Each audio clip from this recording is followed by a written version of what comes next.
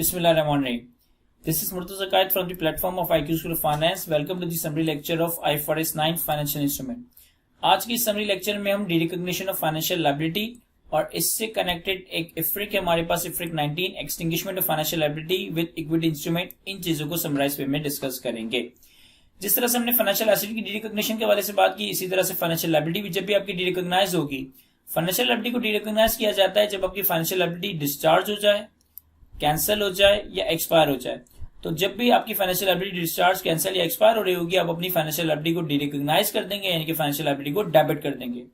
जो भी कंसिडरेशन, जो भी अमाउंट आपने फाइनेंशियल लायबिलिटी को डिरेकग्नाइज करने के लिए पे किया, ये आपका क्रेडिट हो जाएगा और बाकी डिफरेंशियल गेन और लॉस आपका पीएनएल में रिकॉग्नाइज हो जाएगा. The difference between the carrying amount of the financial liability extinguished or transferred to a third party and the consideration paid is recognized in P&L. तो फाइनेंशियल लायबिलिटी की डिरेकग्निशन का concept simple है as compare to के financial asset डिरेकग्निशन, जहां पे हमने multiple scenarios cover किए. Financial liability डिरेकग्निशन के हवाले से हमारे पास एक IFRIC भी है, that is IFRIC 19 extinguishment of financial liability with equity instrument. इस IFRIC में बेसिकली ये डिस्कस किया गया कि अगर हम अपनी फाइनेंशियल लायबिलिटी को रीपे करने के लिए या डिरेकग्नाइज करने के लिए अपनी कंपनी के शेयर्स इशू करते हैं सामने वाले लेंडर को, तो इस केस में हम इस ट्रांजैक्शन को या डिरेकग्निशन को कैसे अकाउंट फॉर कर रहे होंगे. पहला सवाल कि अगर हम अपनी फाइनेंशियल लायबिलिटी को सेटल कर रहे हैं, खत्म कर रहे हैं bye issuing the shares of the company, तो IFRIC 19 का कॉन्सेप्ट ट्रिगर हो रहा होगा. लेकिन एक बात याद रखिएगा कि IFRIC 19 में वो ट्रांजेक्शन्स कवर नहीं होगी जहां पे आप लायबिलिटी को सेटल करने के लिए शेयर्स इशू करते हो और ये ओरिजिनल ही डिसाइड हुआ हुआ था. अगर डे वन से लोन लेते वक्त ये डिसाइड हुआ हुआ था कि लोन की सेटलमेंट शेयर्स की फॉर्म में होगी, तो फिर तो यहाँ पे ये कन्वर्टेबल डेट है, यहाँ पर एक कंपाउंड फाइनेंशियल इंस्ट्रूमेंट का कॉन्सेप्ट ट्रिगर हो रहा होगा. IFRIC 19 उस वक्त अप्लाई होगा जब हमारी एक लायबिलिटी नॉर्मल लायबिलिटी है और सब्सिक्वेंटली, इनिशियली डिसाइड नहीं हुआ, सब्सिक्वेंटली हम इस लायबिलिटी को सेटल करने के लिए अपनी कंपनी के शेयर्स इशू कर रहे हैं. अब अगर लेट्स से कि आप अपनी फाइनेंशियल लायबिलिटी को डिरेकग्नाइज करने के लिए अपनी ही कंपनी के शेयर्स इशू कर रहे हो, तो इस केस में आपकी फाइनेंशियल लायबिलिटी डेबिट हो जाएगी और आपकी बुक्स में share capital, share premium credit हो जाएगा. लेकिन सवाल ये क्रिएट होता है कि ये जो शेयर कैपिटल या शेयर प्रीमियम हम क्रेडिट करेंगे, ये किस वैल्यू पे क्रेडिट करेंगे. अगर तो आप जो कंपनी के शेयर्स इशू कर रहे हो उनकी फेयर वैल्यू रिलायबली मेजरेबल है, तो आपकी बुक्स में जो भी फाइनेंशियल लायबिलिटी रिकॉर्डेड है उसे हम डेबिट करेंगे.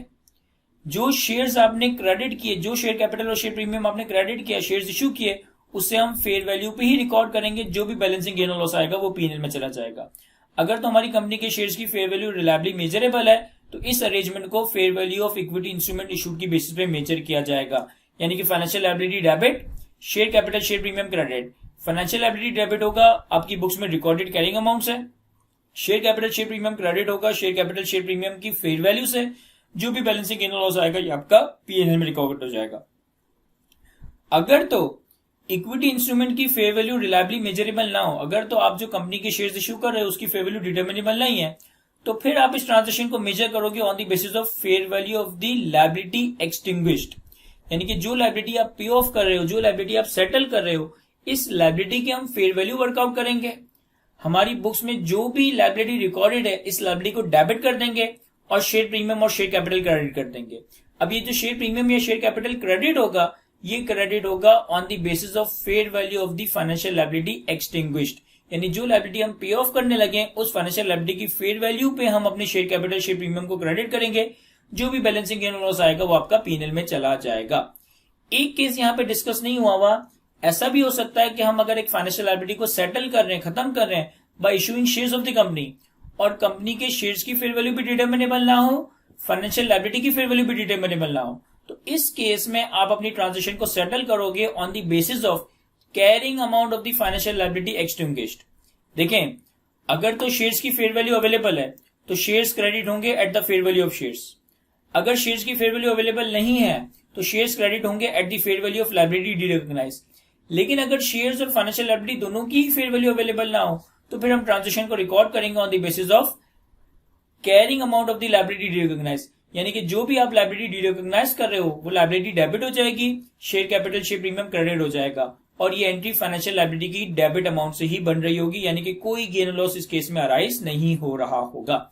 इस IFRIC में और भी कुछ चीजें डिस्कस की गई हैं जो कि इतनी रेलेवेंट नहीं है प्रैक्टिकल प्रॉब्लम्स को सॉल्व करते हुए, लेकिन अगर आप ये समरी रीड करेंगे तो आप इनको अच्छे से कवर कर लेंगे. तो आई होप कि डिरेकग्निशन ऑफ फाइनेंशियल लायबिलिटी की कॉन्सेप्ट को मैं अच्छे से समराइज कर सका हूं. आज के लेक्चर को हम यहीं तक रखते हैं। Thank you, Allah Hafiz.